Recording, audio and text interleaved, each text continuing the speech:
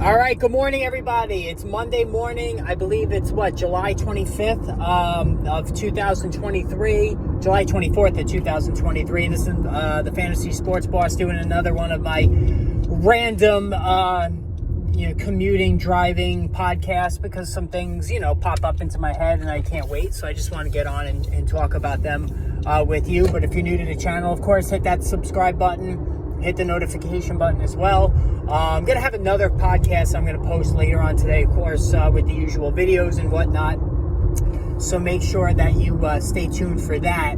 So I started thinking, so last night, apparently, yesterday at some point, Austin Ekeler put together a Zoom chat session with various, starting running backs around the NFL in order to kind of gauge the current situation at the position, of course, and what I mean by that is the contract stalemate for Saquon Barkley and Josh Jacobs with the New York Giants and the Las Vegas Raiders, respectively, and really just the position as a whole in terms of the depreciation and the lagging salaries and whatnot. And it got me to think about Ekeler himself for 2023 fantasy football. Now, that whole issue is aside. So, Christian McCaffrey right now is really going as the number one player in 2023 drafts, and that's kind of like the reflexive response in PPR leagues is that McCaffrey is number one, and certainly he had an excellent season last year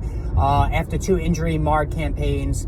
So, he kind of reaffirmed himself as the supreme all-around back in football.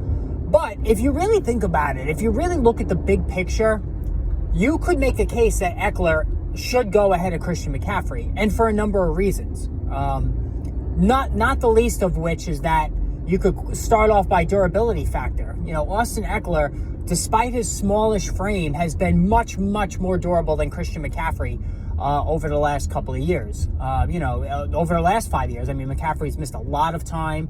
And, that's really dinged his fantasy football value, on a yearly basis.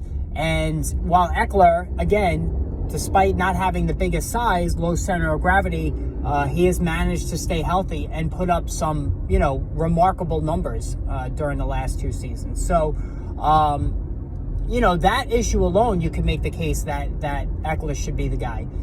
The second issue is that Elijah Mitchell, who's the backup, for the 49ers, is really freaking good.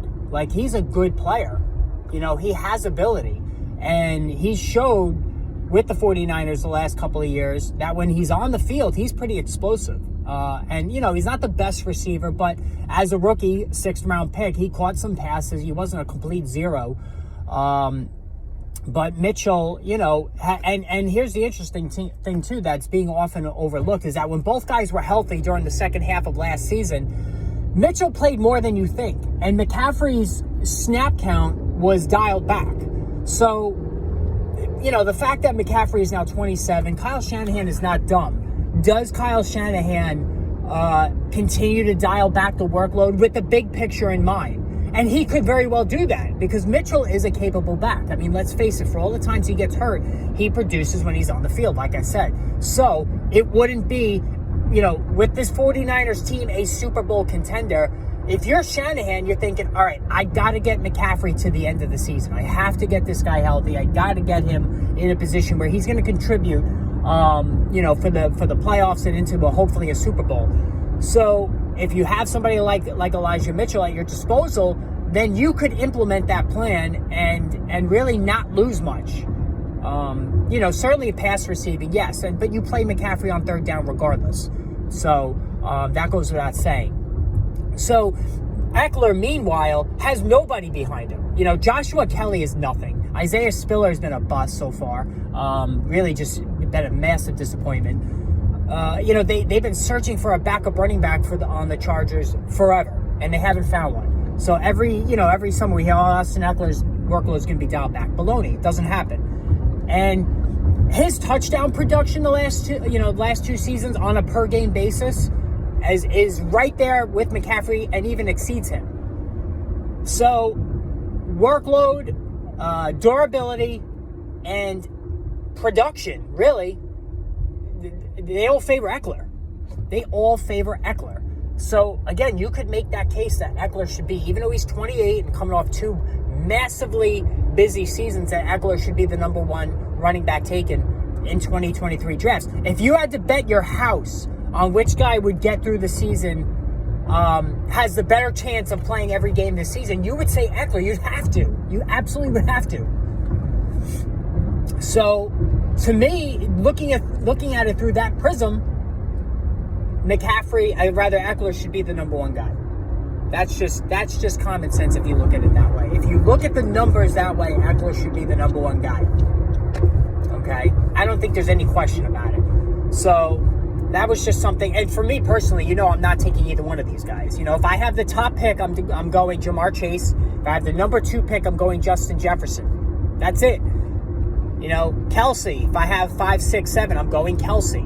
If I have, 8 to 12, it's going to be Stephon Diggs. It's going to be, Amon-Ra St. Brown. It's going to be, those tier 2 wide receivers who are wide receiver 1s. A.J. Brown, those guys. And I'm sticking with it. All right?